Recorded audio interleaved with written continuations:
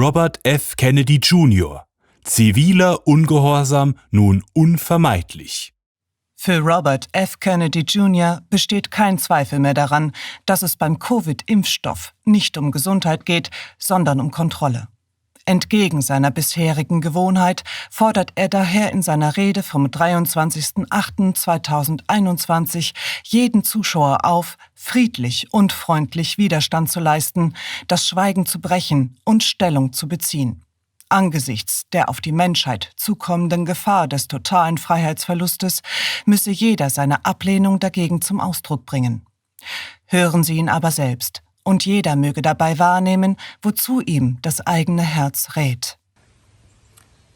Hi, I'm Robert F. Kennedy Jr. Hallo, mein Name ist Robert F. Kennedy Jr. und ich freue mich sehr, wieder bei Ihnen zu sein und die Gelegenheit zu haben, mich an alle meine Freunde in Berlin und an Aktivisten und Freiheitsliebende in ganz Europa zu wenden. All across Europe. Today is August 23rd. Heute ist der 23. August und ich möchte zunächst über einige Studien sprechen, die kürzlich veröffentlicht wurden und die wir alle kennen sollten. Eine davon, wahrscheinlich die wichtigste, ist die klinische Studie von Pfizer für den Covid-19-Impfstoff. Wir haben jetzt die Daten von 6 Monaten, die Pfizer bei der FDA einreichen und der Öffentlichkeit vorlegen musste. That Pfizer was required to file with FDA and to show to the public. And what anybody who can read can see from that. Und was jeder, der lesen kann, aus diesen Daten ersehen kann, ist das sehr, sehr auffällige Eingeständnis, dass dieser Impfstoff keinen Nutzen für die Gesamtmortalität hat. Das bedeutet, dass bei den Menschen, die den Impfstoff erhielten, mehr von ihnen starben als bei den Menschen, die das Placebo erhielten. People who took the vaccine, more of them died than the people who took the placebo. And if you go into the granular Wenn man den Impfstoff genauer analysiert, zeigt sich, dass der Impfstoff eine geringe Anzahl von Todesfällen durch Covid-19 verhindert. Aber für jedes Leben, das durch den Impfstoff vor Covid-19 gerettet wurde, starben 3 Menschen an Herzinfarkt. In der Impfstoffgruppe gab es 20 Todesfälle, in der Placebo-Gruppe waren es 14. from COVID-19, 3 people died from heart attacks. So in the vaccine group, there were 20 deaths. And in the placebo group, there were 14 deaths. And what that indicates is that Das bedeutet, dass es vielleicht bestimmte Menschen mit bestimmten Erkrankungen und Altersgruppen gibt, die diesen Impfstoff nehmen wollen. Aber es wäre absolut unmoralisch für eine Regierung oder ein Unternehmen, diesen Impfstoff für Menschen vorzuschreiben, die ihn nicht nehmen wollen. for any business to mandate this vaccine for any human being who was reluctant to take it. And that's one of the studies. Another study. Soweit die eine Studie. Eine zweite Studie, die veröffentlicht wurde, betrifft die Vorveröffentlichung einer Studie, die The Lancet am 10. Dezember veröffentlichen wird. Der Autor heißt Chow und andere. Und sie wurde von der Oxford Research Group der Universität Oxford und Ho Chi Minh Stadt durchgeführt. Die Studie untersuchte Mitarbeiter des Gesundheitswesens, die während des Wiederauftretens der Delta-Variante einige Monate lang in Ho Chi Minh Stadt im Lockdown gehalten waren. Die Studie zeigt, dass die geimpften Personen eine sehr hohe Anzahl von Delta-Varianten im Nasenrachenraum in den Nasenlöchern hatten. Sie hatten sogar 250 Mal mehr Delta-Varianten in ihren Nasenlöchern als Personen, die vor der Impfung mit Coronaviren infiziert waren. Shows is that the people who were vaccinated had very, very high numbers of Delta variant in their nasal pharynx, in their nostrils. In fact, they had 250 times the level, the concentrations of Delta variant in their nostrils as anybody had was supporting of coronavirus prior to the vaccines. So something about the vaccine. Nun, irgendetwas an dem Impfstoff macht den Nasenrachenraum frei und macht sie zu einem Träger, zu einem präsymptomatischen Träger von Covid. Anstatt also die Virusreplikation zu stoppen und anstatt die Übertragung zu stoppen, erleichtert der Impfstoff mit ziemlicher Sicherheit die Übertragung. Und diese Leute, die Covid in der Nase hatten, können das Virus weitergeben. Und sie gaben es dieser Studie zufolge an andere Kollegen weiter. Und sie haben es mit ziemlicher Sicherheit auch an nicht geimpfte Patienten und andere Menschen in ihrem Umfeld weitergegeben. Das ist eine sehr, sehr wichtige Tatsache, die man wissen muss. Der Impfstoff rettet keine Leben. Das wissen wir aus der ersten Studie, aus der Pfizer-Studie. Und aus der Oxford-Studie wissen wir, dass es die Übertragung nicht verhindert, sondern sie sogar verstärken kann. Das ist das Ergebnis der besten Wissenschaft, die wir heute haben. It may enhance transmission. That's the best science that we have today. The third study that I would like Die dritte Studie, über die ich Sie informieren möchte, betrifft 2 Studien. Eine von Johns Hopkins und eine weitere Studie, die in The Lancet veröffentlicht wurde. Die Johns Hopkins Studie zeigt, dass es praktisch unmöglich ist, ein gesundes Kind in der Welt zu finden, das an Covid-19 gestorben ist. Kinder haben ein Nullrisiko. Ein gesundes Kind hat ein Nullrisiko durch diese Krankheit, aber das Risiko durch den Impfstoff ist dagegen sehr hoch. Tatsächlich sehen wir, dass die Menschen, die durch den Impfstoff am ehesten geschädigt werden oder sterben, junge Menschen sind. Covid-19 tötet eher sehr alte Menschen mit Vorerkrankungen, aber der Impfstoff schädigt und tötet eher junge Menschen, die am Anfang ihres Lebens stehen. Und die Menschen, die dadurch einen Herzinfarkt oder eine Herzmuskelentzündung erleiden, werden nie wieder gesund. Ihre Herzen verwandeln sich einfach in Narbengewebe und heilen nicht mehr. who are young or at the beginning of their lives. And the people who got myocardial infarctions from this, myocardial diseases, are never healing. Their hearts simply turn into scar tissue and will not heal. The reason I'm talking about these studies Der Grund, warum ich über diese Studien spreche, ist, dass die FDA heute eine noch nie dagewesene Zulassung verkündete, die sie auf eine sehr merkwürdige Art und Weise erteilt hat. approval, which it is casting in a very squirrely way as an approval, an official. Offiziell wird von einer Zulassung des Impfstoffs von Pfizer gesprochen. Die Bedeutung dieser Zulassung besteht darin, dass sie es den Menschen ermöglicht, den Impfstoff in unserem Land regulär zu verwenden. Aber das Seltsame war, dass es nicht durch den Regulierungsprozess ging. Die FDA ignorierte den gesamten Regulierungsprozess. Sie berief nicht den Ausschuss externer Experten ein, die normalerweise neue Impfstoffe genehmigen. The committee of outside experts that normally approves new vaccines. They didn't create a Und sie haben keinen Beipackzettel für den Händler erstellt. Sie haben nicht erklärt, auf welche wissenschaftlichen Erkenntnisse sie sich stützen. Sie haben nicht erklärt, auf welche Daten sie sich stützen. they kind of frame it. Sie sagten nicht einmal, dass es sich technisch gesehen um eine Zulassung handelt. Sie bezeichnen es in ihrem Schreiben als Verlängerung des Notfalls, aber sie bezeichnen es in ihren Pressemitteilungen als eine Zulassung. Sobald sie diese Maßnahmen ergriffen hatten, teilte das Militär der Vereinigten Staaten den Soldaten mit, dass sie sich bis Freitag impfen lassen oder mit einer unehrenhaften Entlassung rechnen müssen. Und überall in unserem Land heißt es, dass private Unternehmen und staatliche Unternehmen jetzt Impfungen zur Pflicht machen. Imposing mandates.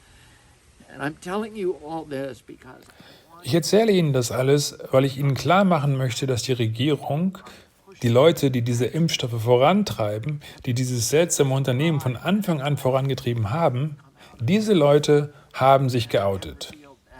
Sie haben heute enthüllt, dass sie alle Schutzbehauptungen, es ginge hier um die öffentliche Gesundheit, um Demokratie und um den Schutz der Öffentlichkeit, fallen gelassen haben. Sie haben der Öffentlichkeit deutlich gemacht, dass es hier um Macht geht, darum, Macht zu ergreifen, sie dem Rest von uns aufzuzwingen und einen Totalitarismus zu erzwingen, wie ihn die Menschheit noch nie erlebt hat. imposing a totalitarianism of a kind that humanity has never experienced. Every totalitarian regime. Jedes totalitäre System in der Geschichte hat versucht, jeden Aspekt des menschlichen Verhaltens zu kontrollieren. Das ist bisher noch nie gelungen, weil die Regierung natürlich nicht Gedanken lesen konnte. Sie konnte nicht den ganzen Tag den Menschen folgen. Sie konnte ihnen nicht sagen, dass sie sich nicht mit bestimmten Leuten reden sollen. Sie konnte ihnen nicht ins Haus folgen und ausspähen, was sie tun, mit wem sie sprechen und was sie sagen. Aber wissen Sie was? Jetzt haben die Regierungen diese Macht. Und wir können sicher sein, dass sie nutzen werden. Sie nutzen diesen Notfall als Vorwand, um uns allen totalitäre Kontrollen aufzuerlegen. Ein Maß an autoritärer Kontrolle, das keine Regierung in der Geschichte je hatte. Authoritarian control that no government in history has had. And at this point, we now Und an diesem Punkt haben wir meiner Meinung nach nun die Pflicht, Widerstand zu leisten. Und Widerstand zu leisten bei jeder sich bietenden Gelegenheit. Jeder von uns muss jeden Tag mehrmals ganz einfach zivilen Ungehorsam leisten. Ich mache das schon seit vielen Jahren und ich habe nie von anderen verlangt, dass sie ihren Job, ihren Ruf oder die Existenz opfern sollen, indem man sich zu diesen Themen äußert. Es war immer gefährlich. In den 17 Jahren, seit ich das tue, habe ich immer Zensur, Einschüchterung und Sanktionen erfahren. Aber mein Beispiel war nicht repräsentativ. Ich besitze Resilienz, wegen anderer Dinge, die ich in meinem Leben habe. Meinen Namen, meinen Ruf, meine Unabhängigkeit im Beruf. Die Tatsache, dass ich ein Prozessanwalt bin. Prozessanwälte sind in der Regel gewohnt, Außenseiter zu sein. So konnte ich mit dieser Art von Angriffen auf eine Art und Weise umgehen, wie es viele Menschen nicht konnten. Und ich habe immer vermieden, anderen Leuten zu sagen, du musst dich outen und darüber sprechen, was du glaubst. Ways that many people don't, and I've always avoided telling other people you need to come out and talk about what you believe. People would come to me and say, Die Leute kamen zu mir und sagten, ich stimme Ihnen zu, aber ich habe zu viel Angst, um darüber zu sprechen. Und ich habe immer gesagt, das ist okay. Sie unterstützen uns im Stillen, Sie brauchen sich nicht zu exponieren. and today I'm telling you something different. Aber heute sage ich Ihnen etwas anderes. Wir alle müssen anfangen, uns zu zeigen und aufzustehen. Wir müssen den Menschen auf der Straße sagen, wenn sie daran gehindert werden, ein Geschäft zu betreten, sprechen Sie mit dem Geschäftsinhaber. Das heißt nicht, dass man nicht höflich, freundlich und friedlich sein sollte. Gott war höflich, sanft und friedlich und er hat trotzdem widerstanden. Auch wir müssen diese Art von Widerstand leisten. Where Henry David Thoreau was in jail. Es gibt eine berühmte Geschichte, in der Henry David Thoreau im Gefängnis saß, weil er protestierte, weil er sich weigerte, seine Steuern zu zahlen, weil seine Steuergelder zur Unterstützung des Spanisch-Amerikanischen Krieges verwendet wurden, den er für einen ungerechten Krieg hielt. The famous philosopher who was Und der berühmte Philosoph, der mit ihm befreundet war, Ralph Waldo Emerson, kam zu seiner Gefängniszelle außerhalb von Concord, Massachusetts, und er sprach mit Thoreau durch das vergitterte Fenster. Und er sagte, David, warum bist du da drin? Und Henry David Thoreau sagte zu ihm, Ralph, warum bist du nicht auch hier? Und das ist die Frage, die wir jetzt jedem stellen müssen. Warum bist du nicht auch hier? Wir alle müssen auf die Straße gehen. Wir alle müssen Widerstand leisten. doing out there. We all need to come on the streets. We all need to resist. If your job tells you Wenn dein Job es verlangt, dass du dich impfen lassen musst und du glaubst nicht, dass es gut für deine Gesundheit ist, dann tu es nicht. Lass dich feuern und verklage sie dafür. Aber wir müssen Widerstand leisten. desperate crisis. Das ist eine ähnliche Art von verzweifelter Krise, mit der die Gründer unseres Landes während der amerikanischen Revolution konfrontiert waren. Und viele von ihnen gaben ihr Leben, ihre Existenz, ihren Besitz, ihr Geld und ihre Gesundheit auf, um uns unsere Bill of Rights und diesem Land diese Verfassung zu geben. Sie wussten, dass es Dinge gab, die viel schlimmer waren als der Tod, der Verlust unserer Freiheitsrechte. Und sie haben ihr Leben und ihren Lebensunterhalt geopfert, damit wir diese Verfassung haben können. So that we could have this Constitution. But over the past 12 months, Aber in den letzten 12 Monaten haben wir die Bill of Rights verloren. Wir haben die Möglichkeit verloren, in unserem Land Geschworenenprozesse gegen Unternehmen zu führen, die rücksichtslos und fahrlässig Produkte herstellen, die uns schaden.